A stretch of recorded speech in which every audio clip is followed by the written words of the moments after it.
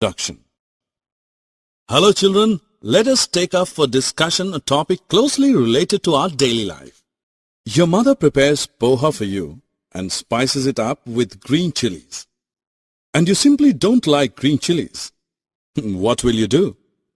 Obviously, you will carefully pick out every piece of chili before popping some poha into your mouth. A similar exercise is done by your mother when she is preparing to cook food for the family. You must have noticed her separating stones and other unwanted particles from rice, wheat, and pulses before cooking them. Though some impurities and undesirable particles can be removed by hand-picking, it may not always be the case. In many mixtures, components are not easily separable. In such cases, some other techniques of separation are used. We will discuss the different methods of separation of substances in this lesson. Tips.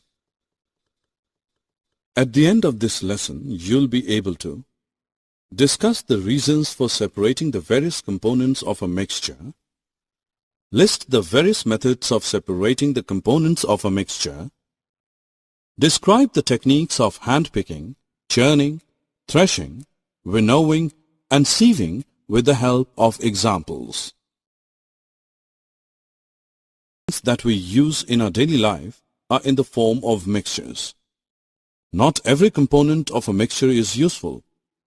For example, some food preparations may contain a constituent that is not liked by us. We remove it to make the food item suit our taste. So, one reason for separation is removal of undesirable components. Similarly, we find stones, mites, etc. in rice, wheat, pulses, etc. We remove them before cooking because they are harmful to our body.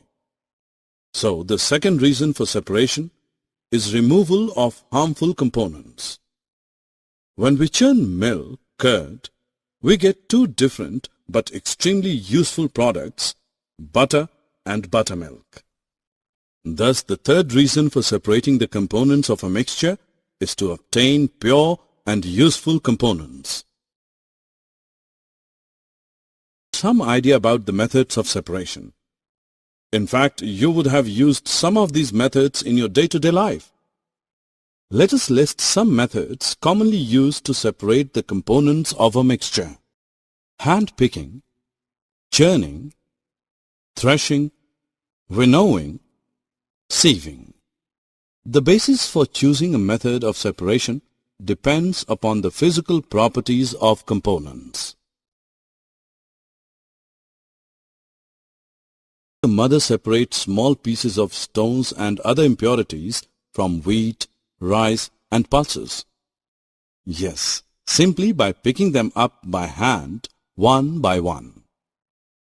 The method of hand-picking can be used for separating impurities that are easily visible to the naked eye and are present in small quantity in the form of dirt, husk, and stone.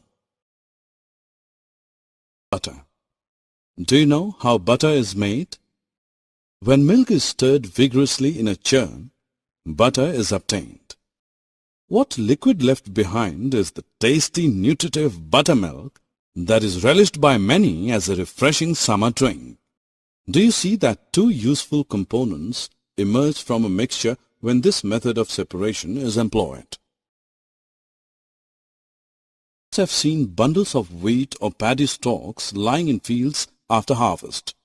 Have you pondered how a farmer separates the grains from these stalks? Once the wheat or paddy crop is harvested, the farmer ties the stalks together to form bundles. He then leaves the bundles to dry in the sun. Once the stalks are completely dried, the farmer beats them against a hard floor to free the grains. This process of separating grains from stalks is known as threshing. Bullocks, oxen, and machines known as threshers are also used for this purpose.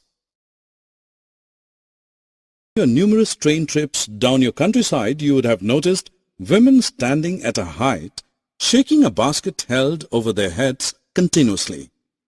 They are separating the grain from the husk by simply allowing the wind to blow away the husk and other lighter impurities. The heavier grain falls down on the ground in a heap.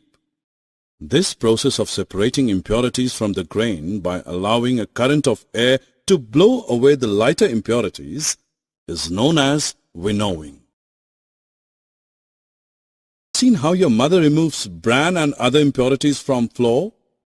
They separate the coarse bran from the fine flour with the help of a sieve. This technique of using a sieve to separate the solid components of different sizes in a mixture is known as sieving.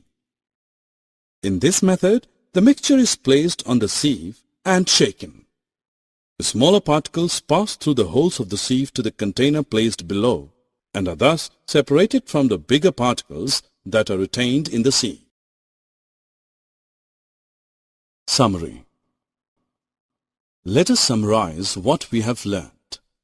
The separation of the components of a mixture is done to remove undesirable and harmful components and to obtain pure and useful components. Some common methods of separation of the components of a mixture are handpicking, threshing, winnowing, and sieving. Handpicking is the method used to separate impurities visible to the naked eye and present in small quantity. Churning refers to the process of agitating or stirring milk or curd to make butter. Threshing is the process of separating grains from stalks. Winnowing is the method of separating the husk from grains by allowing air through the mixture. Sieving is the technique of using a sieve to separate solid particles of varying sizes.